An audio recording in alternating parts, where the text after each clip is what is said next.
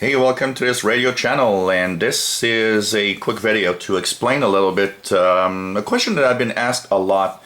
Every time I post a video typically of this little receiver with shortwave reception, I always get the questions, oh, this is a good radio for shortwave, or are these radios good for shortwave?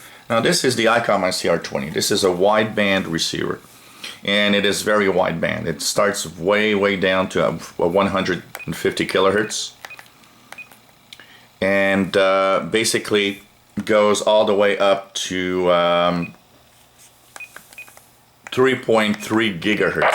So it gives you an idea. So that's 150 kilohertz way down, 0.150, and goes to 3,304 megahertz, which is 3 gigahertz basically. So it's extremely wideband. One of probably the most wideband portable receivers around. And the way they achieve this is by using, of course, in the above somewhere around 1.5 gigahertz, they actually use a up converter that or it's more like a down converter, because what it does is it takes the higher frequency end and shoves it down to the frequency range that the radio can receive typically. So it creates a few images, but overall this is a great receiver. But the question is this good on shortwave? And the very simple answer to that is that no wideband receiver like this one, a portable wideband receiver, is really good on shortwave.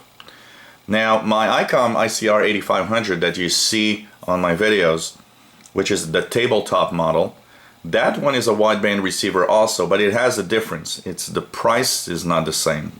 So the shortwave range of my Icom IC R8500 is actually good.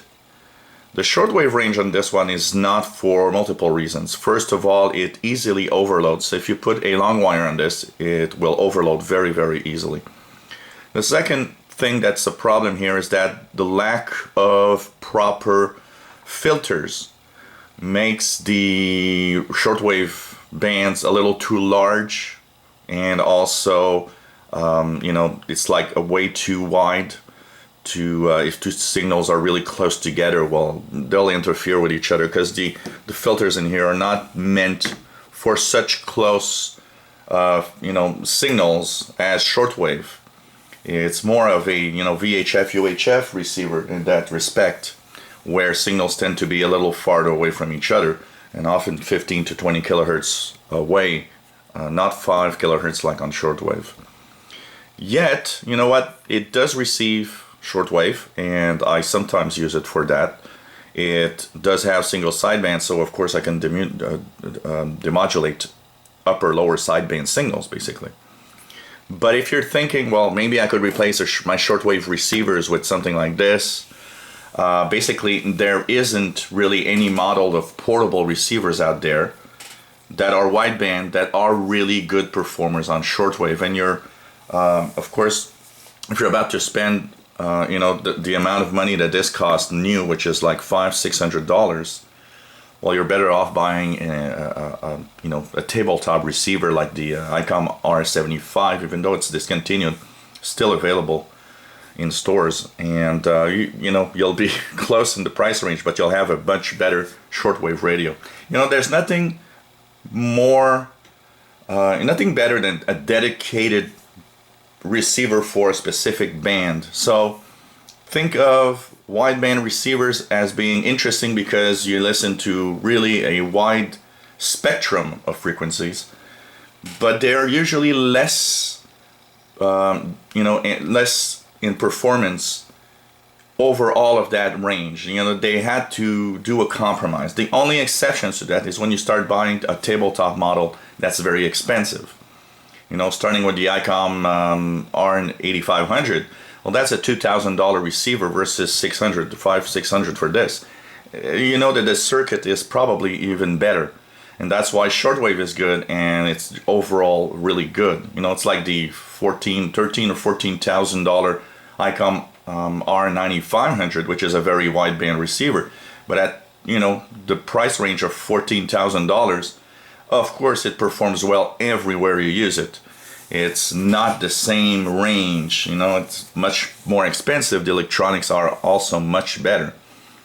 So, you know, simple answer, I would not use any of these little receivers for shortwave. I like this receiver for what it is and for the VHF UHF spectrum, which is mostly what I listen to on this receiver. With the added bonus, it's kind of cute to have shortwave also. If you want to try something, or you're out and you got this out with you, somebody tells you, hey, there's a shortwave signal, an amateur signal that's interesting.